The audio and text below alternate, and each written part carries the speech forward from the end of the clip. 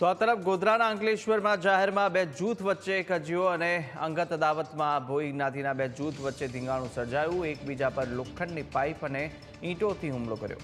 એકબીજા પર મારામારીમાં 3 મહિલા સહિત 11 લોકોની ઈજા પહોંચી છે। 3 લોકોને વધુ સારવાર અર્થે વડોદરાની હોસ્પિટલમાં રિફર કરાયા, જ્યારે અન્ય ઈજાગ્રસ્તોને ગોધરા સિવિલ હોસ્પિટલ ખાતે ખસેડવામાં આવ્યા છે।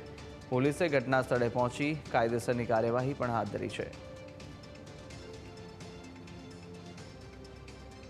भाई लारी लाइन आवतो तो बाहर तो बाथरूम करवा गया ने तो एमना घरना बाजूवाळाए बे जणे पकड़ीने मारा भाईने घरमां लई जईने मार्यो અને તાવે સાથીને એમ માર્યા હતા અમને બધાને। પછી મારા કાકાને અને મારા પપ્પાને ને એમને બધાને માર્યા।